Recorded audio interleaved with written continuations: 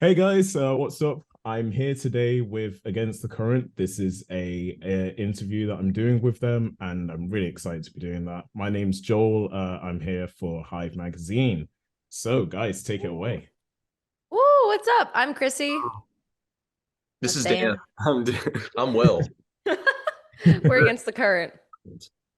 Amazing. And you guys have been smashing it recently. I've been following you since like 2014.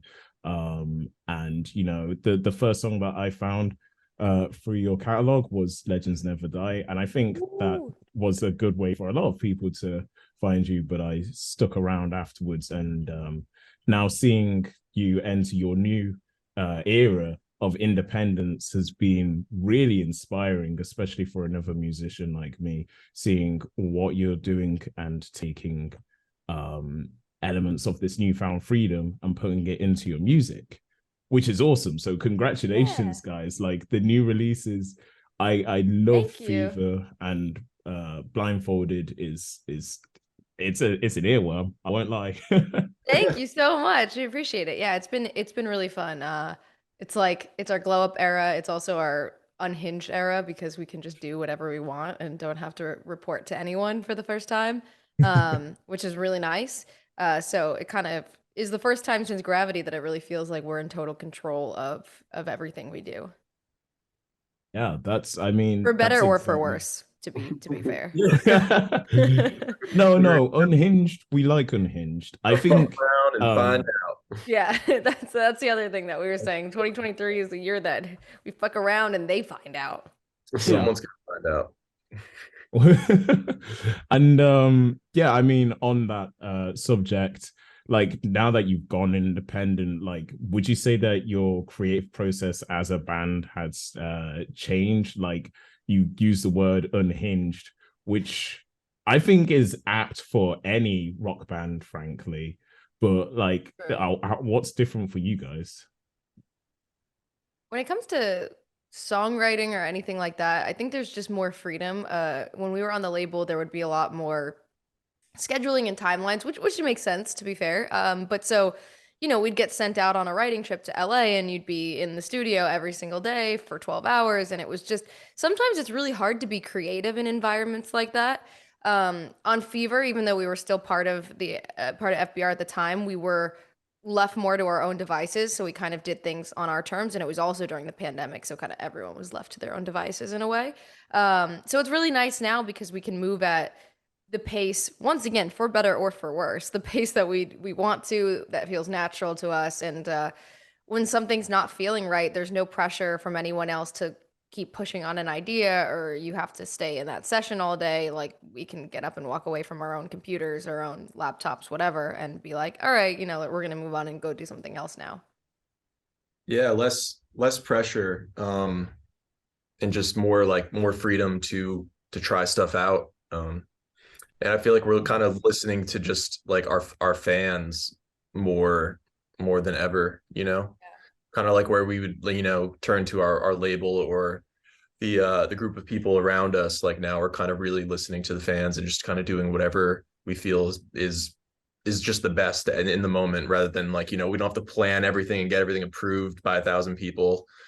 So yeah, it's more of like stream of consciousness. Yeah, yeah. Definitely. And I imagine that there's quite a euphoric feeling as well. I know you guys are particularly connected with your fan base, and it really shows, especially in the live shows. Like the rapport that you've built with your fans is a really important thing. And I'm assuming you're going to keep driving that forwards now that you have that independence as well. Yeah, I think it's always been important to us since we started. Just the nature of how our band started on YouTube, was when we were making our first fans. So for us, it's just we like being able to be more interactive with fans and just really be an actual community instead of kind of an us and them mentality and kind of make the project what it is together.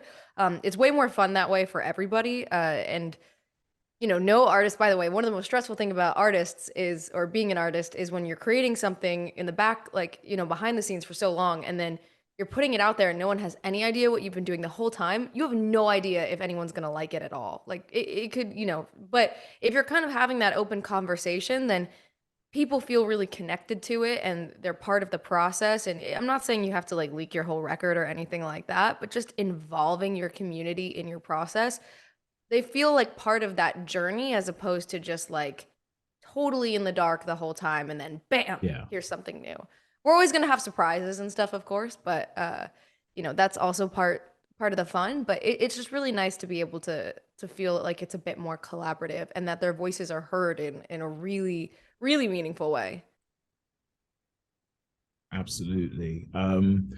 Was I correct in hearing that there might have been some of the demo of a new song on your stream last night by any chance? I might have did a bad thing.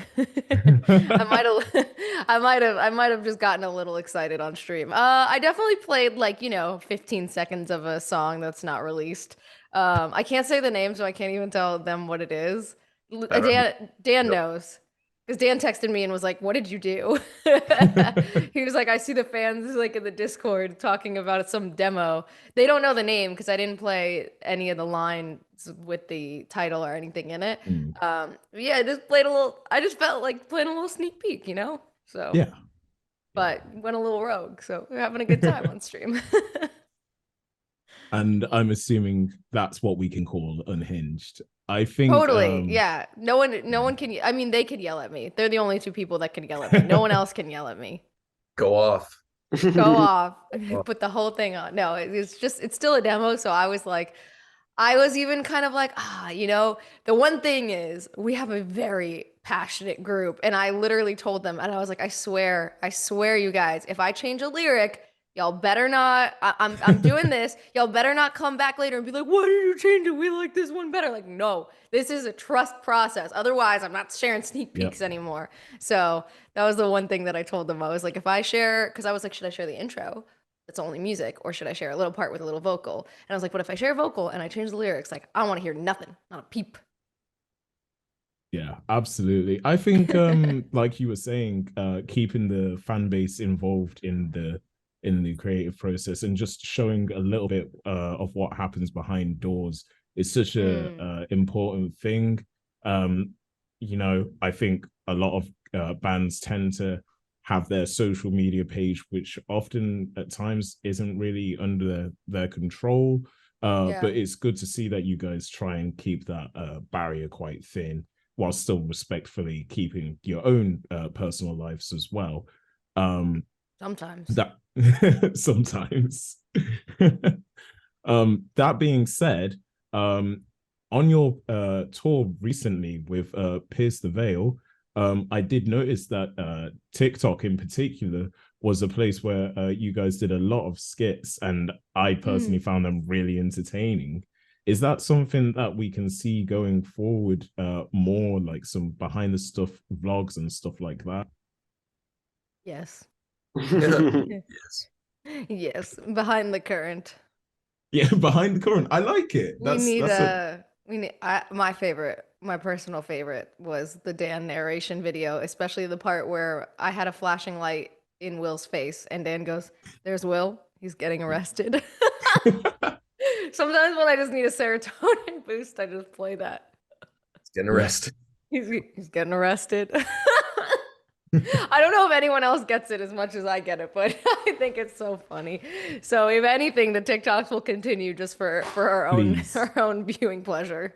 Yeah, absolutely. Do you think we could ever get a collection of the ducks by any chance? A collection, like like a review. A review. Oh, how many do I have? I mean, I have a lot. Reviews? Oh my god, Yeah, I have a lot. I mean, or do you mean like us making them and like selling them? Like ducks. Well, I meant your collection. 4K Nolos Dose. Why not both? Yeah, Why both. Not both? Yeah, I have so many. I forgot I have like a whole shoebox of them in my closet. Oh my god. And they're just everywhere. They're in my stuff that like stays over in the UK. They're in my stuff here. They just show up everywhere. You should do like people who like I follow this guy who on TikTok who has like rare books and he shows all his books like in different TikToks. You should share your ducks, like a series where you're just like, all right, and this duck is Yeah, from I get so many. I have to only like really keep the special ones. Yeah. now. Ones I got a Grim Reaper on the last tour. It's pretty cool. Oh wow. Okay. You definitely have Yeah. to show that off. Yeah. I grab it. Nice Keep it one. nearby. And just in general, after like obviously the pandemic and everything happened, and last year I got to see you guys in back in April, and again you were out on tour with Pierce the Veil in December. Mhm. How have you found touring in general, and what was it like with Pierce the Veil out there? It was good. It was awesome. Yeah, Yeah. it was. I feel like we had that tour like locked in for a while, so it was really Yeah. exciting. It was cool to, it wasn't one of our shows, but we were supporting, so it was great to get in front of a whole new, fan base and audience, and just really cool to be touring with Pierce the Veil too, because they were like growing up, they were Pierce the Veil, and like we like looked up to them and stuff, and we're fans, so really cool to be out on the road with them, especially in the UK. Yeah, absolutely. So just shifting things from that a bit more. I know we've spoken about the creative process. I think my family just dropped a weight upstairs. Sorry about that. No worries, we didn't hear it. We've talked about the creative process in terms of becoming independent, but also I know that gaming influences a lot of your musical inspiration and the sounds, especially some of the fat guitar riffs that you hear in some of your songs. They really come through as quite iconic and catchy. What other kind of gaming culture like influences you, and could we be seeing more gaming collaborations going forwards? I'd like to clarify that is a fat with a PH. Yeah, Fat it is. guitar riff. Absolutely. Yeah. That's how I spelt it in my mind. Yeah. I mean, definitely want to do more stuff in gaming. I think doing the stuff that we've done with League has been really fun because it's so different. Doing like that epic orchestral moment under the track was really fun. I know Will definitely wants to do another. We did like an acoustic show where we had like a string quartet. Was it a quartet? Yeah, Oh wow. a string quartet, and so those kind of things are really exciting. So we definitely would love to take some of that and add some more orchestral elements to future projects. That's one of my favorite parts about League songs, and my favorite songs from Riot or other video games is always the one that have like big epic orchestral moments in it. But that's just me. Dan would love an F1 song. He's or NASCAR. He's going left. How would you go about writing something like that, Dan? Like what kind of sounds influence racing kind of stuff? What do you like to listen to when you race, Dan? Like what grinds your gears? It depends on if it's like a peaceful or like a focused kind of thing. Like if I'm trying to relax, it could be some like country, or if I'm like focusing, probably, Oh, what you drive to? yeah. I was just imagining like, the home screen music on a game Oh, like that. right. That would be some drum beat like, Yeah, exactly. you know what I mean? Yeah. Yeah. No, I can't wait to see it. Let's against the current in the next Forza game or something like that. Yeah. That would be Yes. incredible. We're gonna do the Forza waiting music. It's gonna be awesome. In the loading screen. I got glitter in my eye, so I'm so sorry. I'm gonna start crying for the rest of this interview. As long as it's not my fault. No, I'm just crying tears of joy. I'm so happy to be here. So on the subject of games, quick fire question. Okay. Favorite games, go from each member. What order? Should it be me? Should we go Yeah, alphabetical? Fire away, Chrissy. Okay, League of Legends. Yeah.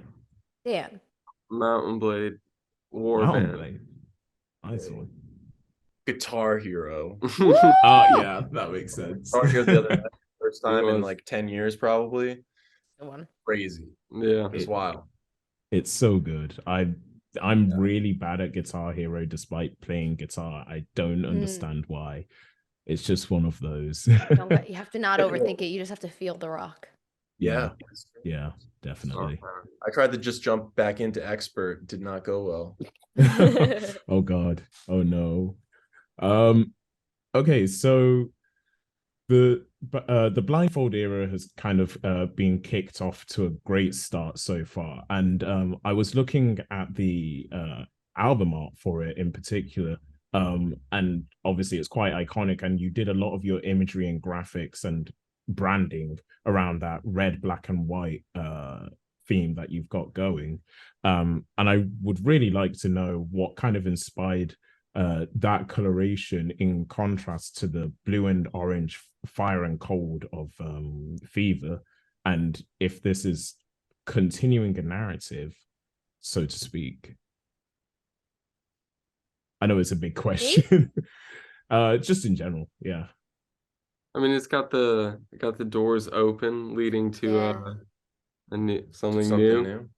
Yeah. Blindfolded is like the transition. Our black and red and white. Did black and white stuff in those. Yeah, I really like the idea of going into a new era and that being represented there.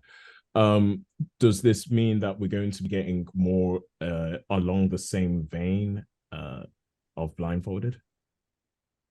You mean visually, right? More songs just in general along that catalog.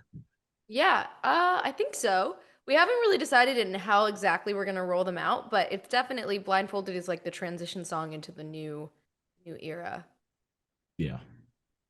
Oh, I'm definitely really excited to hear about that. And on the new era, obviously, I'm aware that you guys collaborate with a lot of musicians. Most noted, prominently at the moment, from your Wildfire song that you did for League with LEC. Could there be more collaborations on the horizon in this new era? There absolutely could be. We don't know yet, but there could be. We'll all find out soon. And it's always a possibility. Always. And endless possibilities. Possibilities. And who maybe who's on your wish list of people to collaborate with? For me, love to like actually have a feature with Bring Me the Horizon. Jordan and Ollie have written on not Blindfolded, Lullaby, but I would love to have either like Ollie feature on a song or be featured on one of their songs. That would be sick. They're like one of my favorite bands ever, so. Yep. That'd be lit. Yeah, that'd be big. That would be incredible. And when that happens, let me know. I want to be the first person to hear it because I could see that happening so well. Sounds like a plan. Yeah, I'm really excited for this new era. But if we take a step back and like you mentioned earlier, you originated from YouTube videos and all of that. How now in your new phase, how do you feel about the beginnings of Against the Current? Do you look at that positively, or is there some things you change? Or I think like if you had asked me that question 5 years ago, I would probably have been more resentful or like I would have cringed a little more about like the beginnings and being like, because so many people told us like when we finally signed to a label and we're like touring and stuff, people were like, oh, you gotta stop doing the YouTube stuff, be a real band, all that kind of stuff. And now I'm just like, that was the dumbest thing that people could have said to us and the dumbest mentality. Because that is, first of all, it's what got us here today. It launched our career. It helped us connect with fans all around the world. It was super fun. Everyone likes doing karaoke and singing their favorite songs. So doing covers was a really fun time because we just got to do like karaoke on steroids, basically, where we did everything. And it was a really good time. And we also showed a lot of our own style in it too. You know, we took a bunch of songs that we already loved, but then put them into our own voices. And it was a blast. So now when I look back on it, I'm like, this was really a really cool thing that we did. And we were 15, 16 years old with fans around the world, and I don't know a whole lot of other people that have been in that position, you know, of our peers. So what we did is what got us here today. And so I'm personally, I'm super grateful for it, and I look back on it very fondly and wish I appreciated it more in the moment, which I guess is, you know, always what you do when you look back on things. Yeah, yeah, for sure. It's one of those where obviously you take that leap forward onto the professional stage, and it's served you well. Do you Totally. think there could ever be the return of having that content again up on YouTube? Maybe not in the same cadence. I mean, I'm sure we could do like, you know, a cover here or there. Like there's also covers out there, right? Like people do like live lounge stuff, all Yeah, that kind of stuff. So it's not like, you know, we'll never do a cover video again. I don't know that we would do it, yeah, like in the same cadence where it was, I guess we were never really posting super regularly, but you know what I mean? We're just busy all the time doing our own stuff. yeah, But yeah, it'd be fun to do a couple here and there from time to time, even if it's more stripped down or live or whatever it is. You know, we played on the last tour we played a Taking Back Sunday cover live, and like that was really fun. And doing it live is really, really fun too, because yeah. you just get all like the emotion of performing those songs. Absolutely. So I just have one more question for you guys, and this one's more directed to whoever might be listening. Mm. But like I said, you guys started from humble beginnings on YouTube, and you're still very much connected to your fan base now. If you were to give any words of wisdom or advice to new bands starting up, what would you want to tell them? Ooh. Ooh. Who wants to, do Ooh. you want me to go or do you guys? I mean, like trust your gut. Mm. Also, just like always be doing something. Like you're not. Once you stop, it's hard. It's hard to get going again. So just like keep EBD. going, keep learning, keep writing bad songs, keep Mm. you know just keep doing and trust your gut and follow that. ABD, always be doing. Always be doing. Always be doing. I like actually. I'm gonna double dip on Will. I'm gonna throw one of a piece of advice that he gave a while ago when he was asked this question that I always thought was the most profound, which was max out your simplest tools first. So like you don't have to go out there and buy crazy expensive recording equipment, software, all that. Like just start with whatever you have, as minimal as it is. Get the absolute best that you can on that before you move up. And I think, you know, a lot of people look to get ahead quicker because they're trying to, you know, they think they can throw money at the problem. A lot of it is just passion and hours. It's just putting in time and getting in those reps. Like Will said, always be doing. Like, so I think that goes the same always be doing something. Like I think that's the same for just playing. It's like you don't need the best guitar, you don't need the best recording mic. Just start with what you have. Literally, people do stuff on TikTok with just their phone. Like you don't need anything fancy. So just start with what you have and get as far as you can with that. And when you're like, hey, I want to do this thing that I cannot do anymore, that's when you know it's time to upgrade. Yeah, I'd say that's very sound advice for anyone starting nowadays. And Dan, what's your advice, Dan?